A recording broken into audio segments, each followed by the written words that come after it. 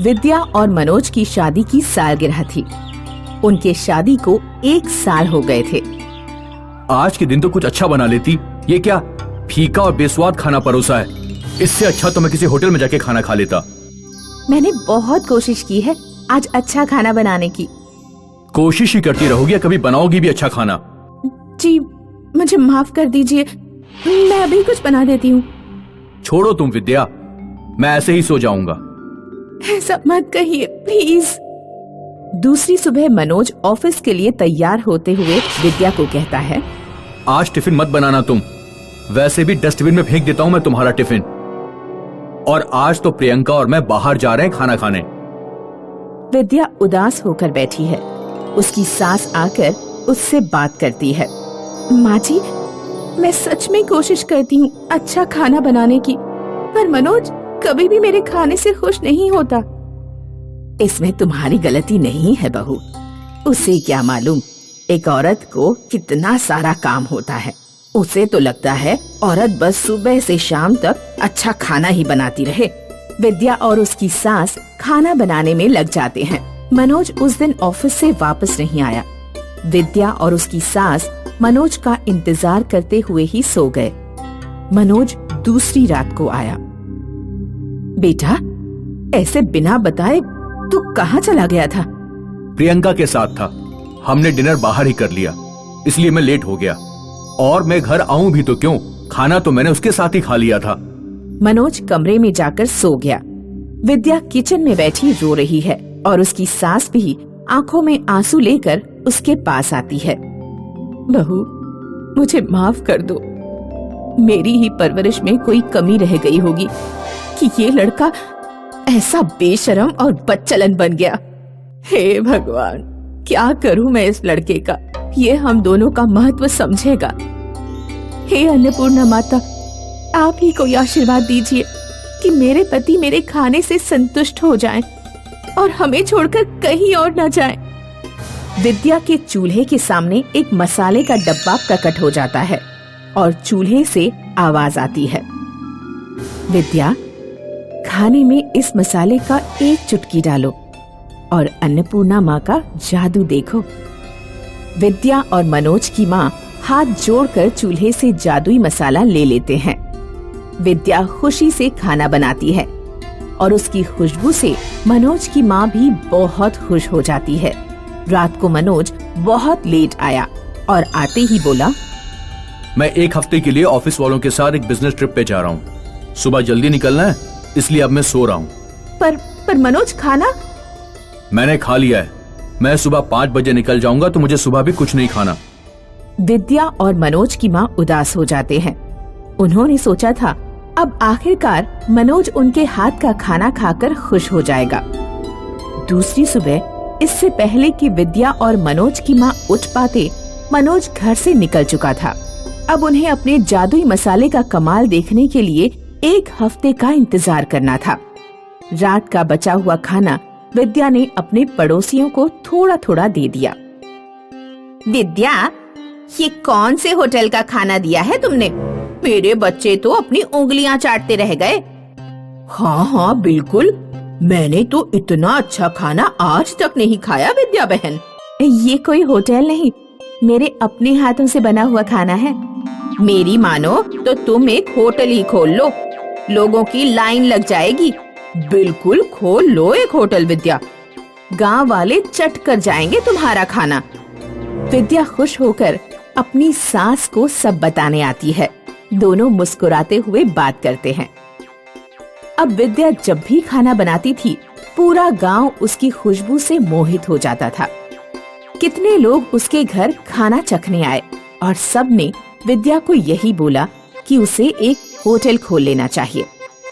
आखिरकार सास बहू ने सोचा कि घर के आगे एक छोटा सा ठेला खोल सकते हैं। उन्होंने 2 ही दिन में एक ठेला खोल लिया और उनके ठेले के आगे गांव वालों की लाइन लगी होती थी। माँ, मनोज को गए हुए 1 हफ्ते हो गए। आज वो वापस आकर हमारे हाथ का खाना खाएंगे तो कितने खुश हो जाएंगे। मैं तो उनका बेसब्री से इंतजार कर रही हूँ। हाँ बेटी, मैं भी उस पल का इंतजार कर रही हूँ जब मनोज घर आएगा और खाना खाकर तुम्हारी तारीफ करेगा। मनोज आता है और रोने लग जाता है।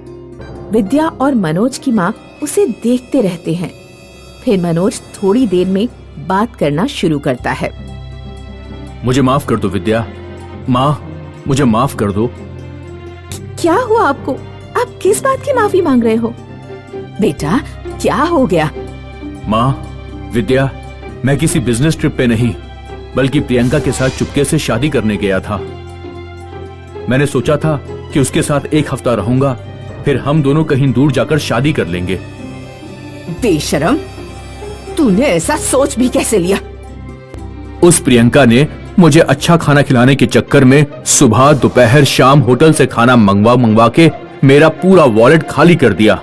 मेरी तबीयत भी खराब हो गई, फिर भी उसने एक बार भी मुझे घर का खाना नहीं खिलाया। मैं उसके साथ 7 दिन रहकर बहुत पछता रहा हूँ। मुझे माफ कर दो विद्या। नहीं करेंगे हम तुम्हें माफ। तू क्या सोचता है? तू कुछ भी कर लेगा और हम चुपचाप तुझे माफ कर देंगे? विद्या बिना कुछ बोले बस रो रो कर दोनों की बातें सुन रही थी। थोड़ी देर में विद्या बोली, मैंने क्या क्या नहीं किया तुम्हारे लिए मनोज, और तुमने इतनी आसानी से किसी और से शादी करने का सोच लिया। मैं फिर कभी तुम्हारे खाने की बुराई नहीं करूंगा विद्या, बस मुझे माफ कर दो इस बार। विद्या और मनोज की माँ ने मनोज को धक्के मारकर घर से बाहर निकाल दिया और जाते हुए मनोज अपने घर के आगे लगे खाने के ठेले पर लगी लाइन देखकर दंग रह गया। मनोज ने अपने घर के आगे लगी लाइन देख के खाना चखने का सोचा और वो खाना खा के दंग रह गया। ये खाना जो उसकी बीवी ने बनाया था वो हर होटल के खाने से अच्छा था। विद्या और उसकी सास मिलके जादुई मसाले की मदद से गांव के बड़े नामी होटल वाले बन गए और मनोज शहर में कहीं अकेले बैठ के अपनी किस्मत को कोसता रहा। जादुई चिमटा। राजस्थान के एक गांव में गौरव नाम का एक लड़का अपनी बूढ़ी नानी के साथ रहता था। गांव में नवरात्रा के अंतिम दिन भारी मेला लगा करता था। गौरव और उसके दोस्तों के बीच आज इस बात पर चर्चा हो रही थी कि मेले से कौन क्या क्या लेकर आएगा। मैंने अपने पापा से मेले के लिए पूरे 5,000 रुपए मांगे हैं। मैं सबसे ऊंचा वाला झूला झूल कर आऊंगा और अपने लिए एक साइकिल खरीद कर लाऊंगा। मैं सर्कस घूम कर आऊंगा और जीन्स की पैंट लेकर आऊंगा। गौरव, तू क्या लेकर आएगा? मैं भी जरूर कुछ न कुछ लेकर आऊंगा। कुछ न कुछ का क्या मतलब है? मुझे तो लग रहा है तू कुछ नहीं ला पाएगा। तेरी गरीब नानी तुझे 5 रुपए से ज्यादा नहीं दे पाएगी और 5 रुपए में कुछ नहीं मिलता है, समझे? गौरव अपने घर गया और उसने अपनी नानी से कहा, नानी, मैं मेला घूम कर आना चाहता हूँ।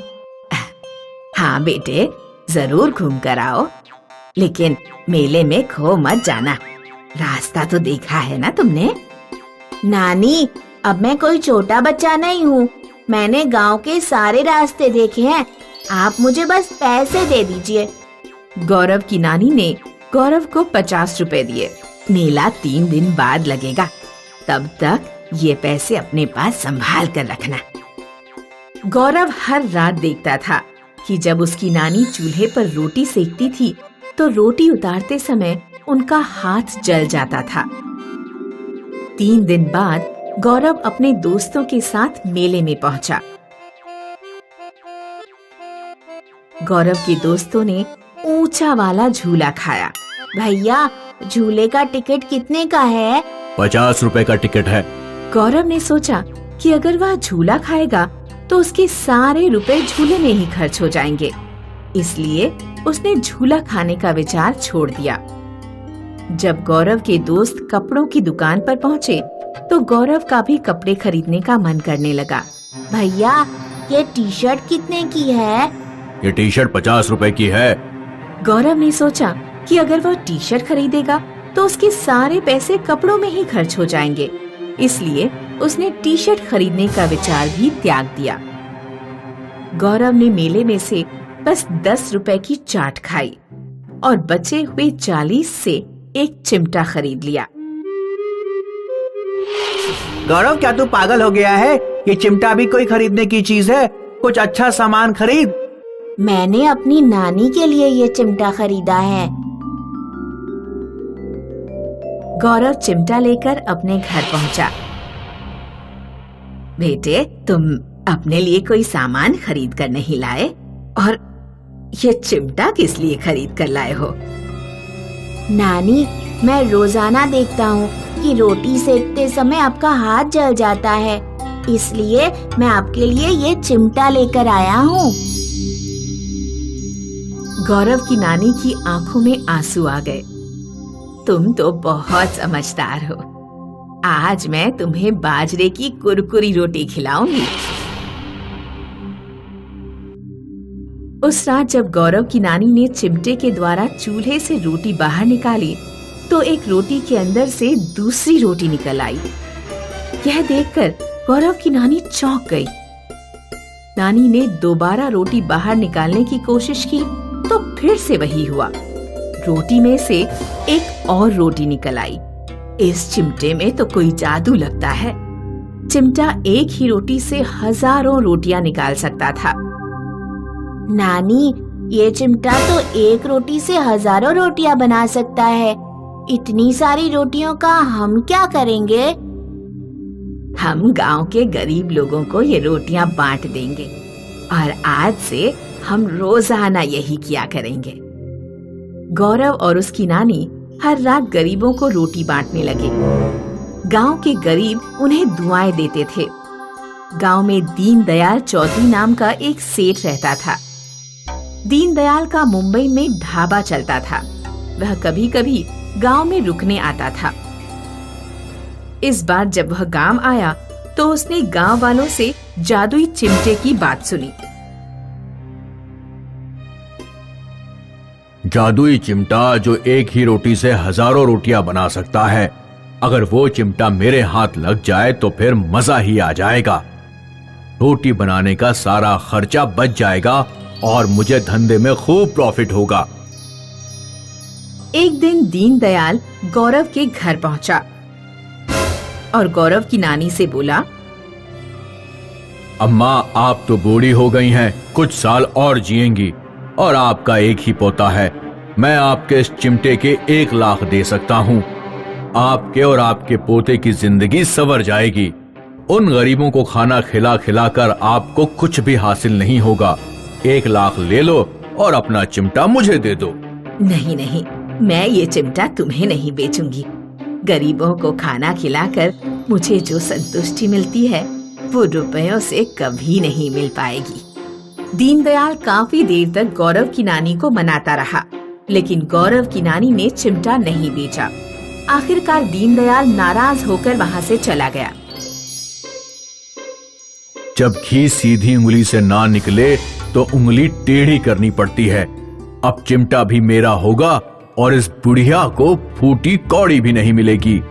दीनदयाल ने 3-4 बदमाशों को बुलाकर उन्हें कुछ रुपए दे दिए और उनसे चिमटा छीन लाने को कहा।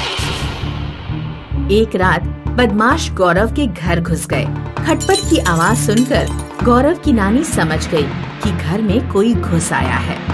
नानी, लगता है हमारे घर में चोर घुस आए हैं।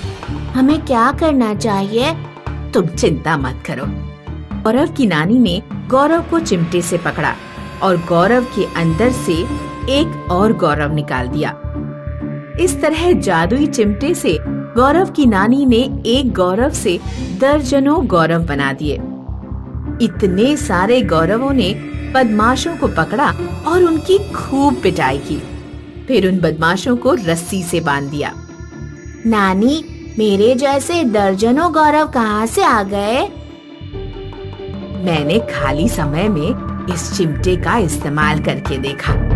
ये चिमटा सिर्फ एक रोटी से कई रोटियां नहीं, बल्कि हर चीज से उसके जैसी हजारों चीजें बना सकता है। नानी, लेकिन इतने सारे गौरव अब गायब कैसे होंगे? नानी ने सभी गौरवों को उल्टा चिमटा मारा और वे एक एक करके गायब हो गए। अगर किसी चीज को गायब करना हो तो बस ये चिमटा उल्टा करके उसे छुआ दो। अब जरा बाहर जाओ और गांव वालों को बुला कर लाओ। गांव के लोगों को बुलाया जाता है और बदमाशों से पूछा जाता है कि उन्हें किसने भेजा था। बदमाश कबूल कर लेते हैं कि दीनदयाल ने उन्हें जादुई चिमटा छीनने के लिए भेजा था। गांव के लोग दीनदयाल को गांव से बाहर निकाल देते हैं और गौरव और उसकी नानी जादुई चिमटे से गरीबों को खाना बांटना जारी रखते हैं।